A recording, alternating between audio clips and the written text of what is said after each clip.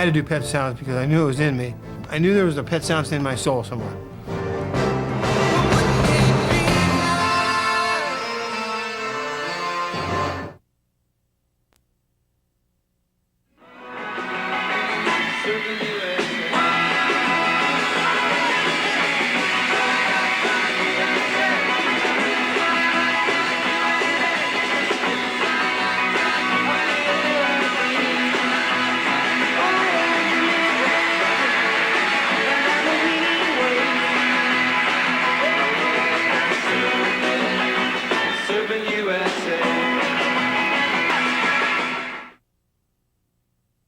That's one of the strengths, I think, of Brian's work and our work. And we didn't do the follow-up single just like the one before with just slightly different words or something.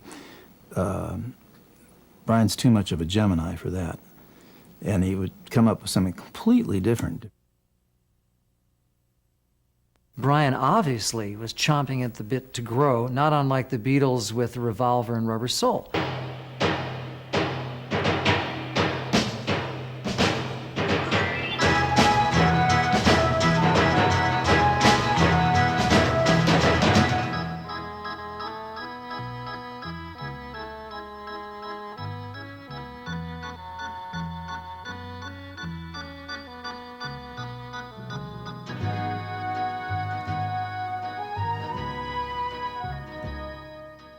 I don't know, it's hard to beat some of those songs. I mean, God Only Knows is a beautiful song. I mean, it's just, you know, incredible song. God only knows what I'd be without you. Brian was a very inspirational person to work with, had lots of enthusiasm. Got very excited about new ideas that would come to him as he was sitting at the piano. Always believed that everything we were doing was going to be wonderful, and of course, for the most part, he was right. And God only knows what I'd be without you. I may not always love you, but long as there are stars above you, you'll never need to doubt it. I'll make you so sure about it. God only knows what I'd be without you. If you should ever leave me, the life would still go on, believe me. The world could show nothing to me, so what good would living do me? God only knows what I'd be without you. For the most part, all I had ever heard was the, you know, Brian just banging away on the piano when we were, I say banging away, some of them were pretty songs, he wasn't necessarily banging, but you know what I mean, just playing in a very simple way on the piano. And I knew there were lots of things that he heard in his head that I had no idea of. And in some cases, when I heard what he came up with, I was just blown away.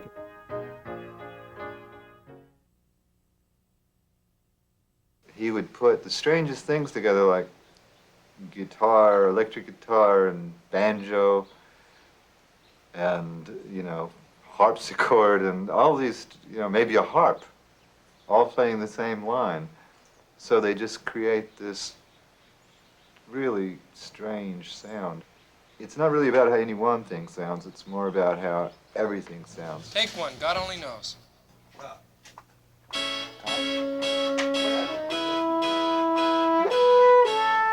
Nice, nice one.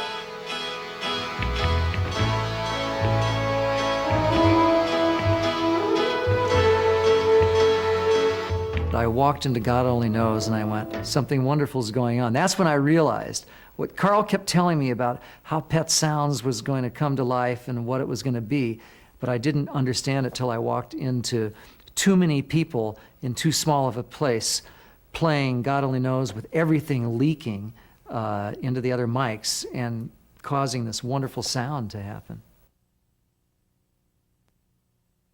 Well, the music does have a spiritual quality to it, and it's something that we were aware of when we would do the sessions, because you'd hear all the sound coming out, and it was just an indescribable thing that it did to the environment.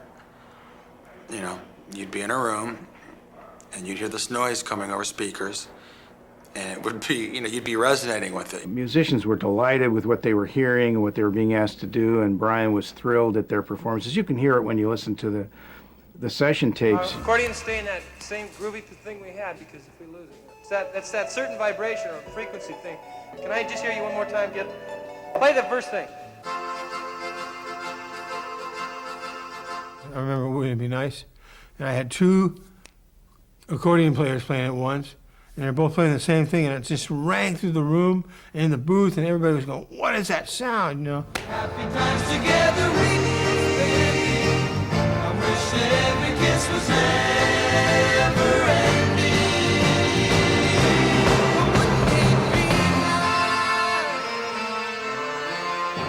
In a sense, it was like what youthful people would talk about. Wouldn't it be nice if we could get married, but they're young, you know? That whole idea about wouldn't it be nice if we could do this or that, you know, but they're not quite old enough to be able to do it. We could be married, oh, we could be married, and then we'd be happy, oh, wouldn't it be nice? The Beach Boys are a vocal group primarily. Where the progressive part, the real modern chords and the tight voicings all within the same octave. It's a different approach. That's really what the difference between us and other people who sing harmonies. Wouldn't it be nice if we could wake up in the morning when the day is new? The vocal sessions were phenomenal. They were arduous, though. Well, Brian Wilson, I've always said this for years. He was probably, 23, 24 years old. He had the brilliance of Rachmaninoff and the command power of General Patton. He was like Stalin or somebody in the studio, the Stalin of the studio. Run, run, will, baby, We re-recorded so many times our vocals for Wouldn't It Be Nice. The rhythm was never right. We would slave at Western here in Hollywood. Then, for a few days singing this thing, and no, it's not right, it's not right. It was perfect vocally in terms of the notes and the timbre and the quality. But Brian had another idea. I mean, it was some vibration about it. Somebody had an impure thought. You know, it seems the more we talk. It sounded great. So, but he said, no, do it again. So I finally started calling him Dog Ears, because he could obviously hear something that most human beings cannot. I guess we got it right enough. Maybe if I got him alone, he might tell me he still hates it. I don't know what Bruce means. I mean, I always thought that it was a perfectly executed vocal. You know, it seems the more we talk, it only makes it worse to live without it. Talk about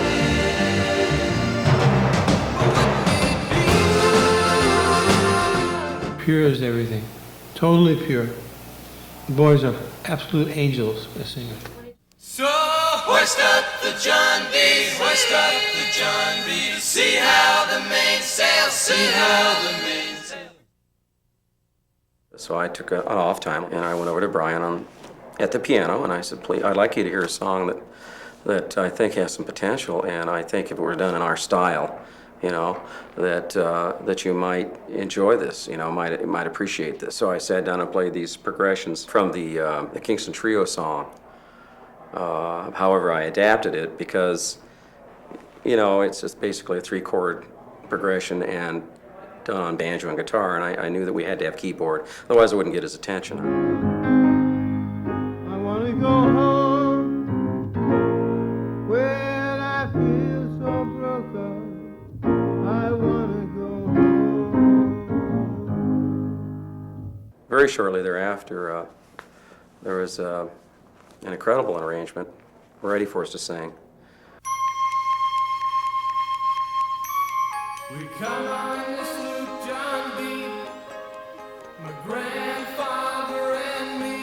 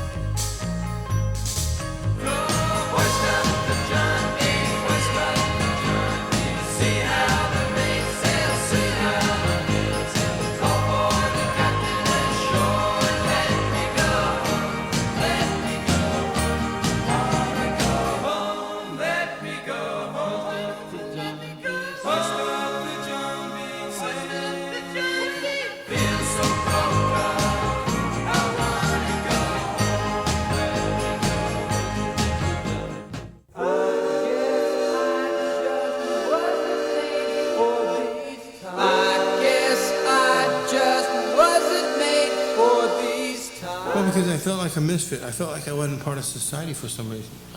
I had it in my mind that I was a square, you know.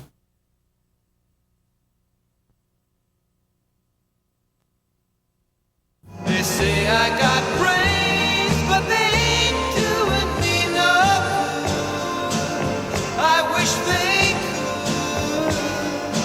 Each time things start to happen again, I think I got something good going for myself. But what goes wrong? Sometimes I feel very sad. Sometimes I feel very sad too. Sometimes I feel very sad too.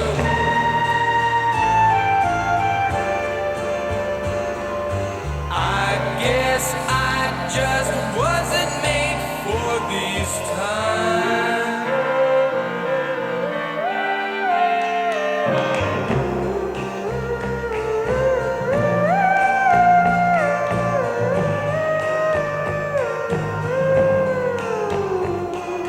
I guess I just wasn't made for these times. I guess I just wasn't made for these times. I guess I just wasn't made for these times. I guess I just wasn't made for these times. I guess I just wasn't made for these times. I guess I just wasn't made for these times.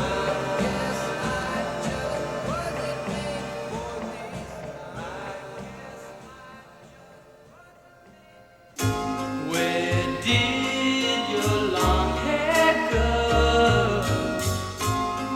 Where is the girl I used to know? I never knew a girl named Caroline, but I did know a girl, and I always wanted her, but I could never have her. You know? So I got that song came out about her, and as a matter of fact,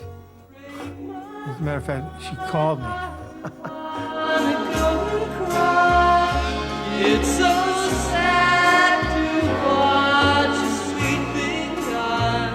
Oh, Caroline.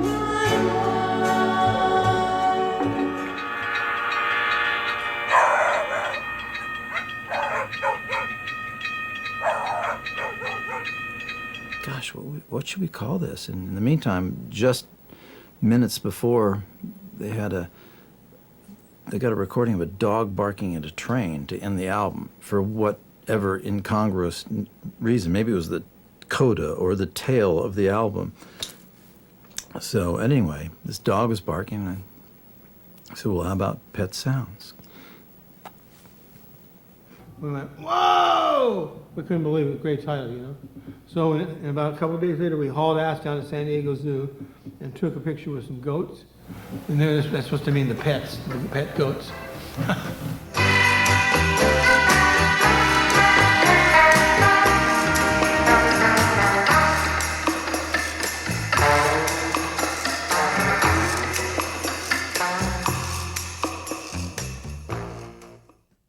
The first time I heard Pet Sounds, I have to admit that I did a little bit of a knee-jerk in the same way probably the record company and some other people did, because it wasn't as accessible as Brian's songwriting approach had been up to that time.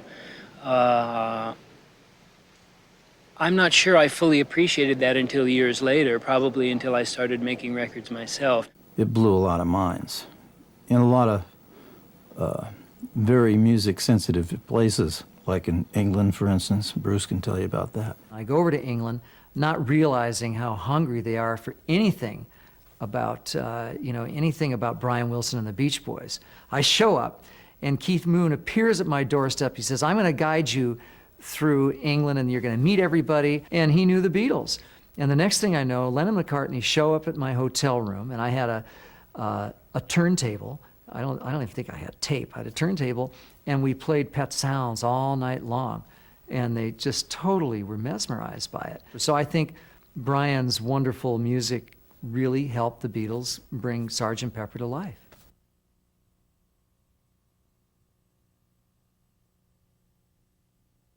I think it was Carl's house at the beach, somebody's birthday.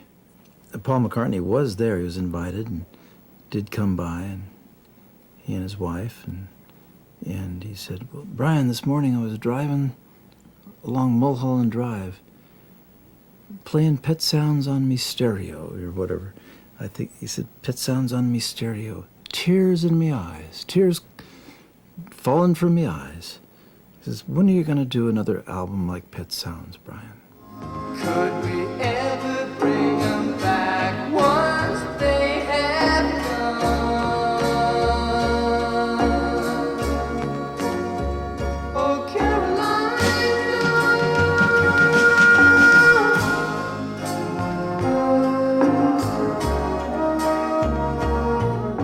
And I can't wait till it comes out. It's just a great document, a sonic document to have. It gives people an insight as to how records are made. Not very many people ever have done that. This might be the first time anybody's ever done this.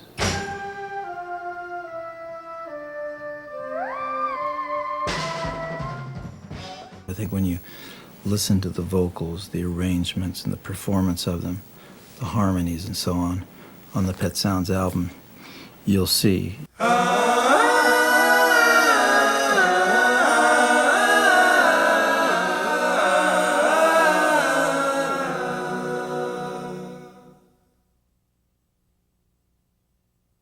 Brian did something in Pet Sounds.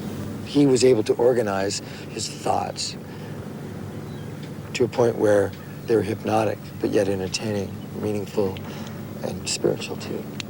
The heart.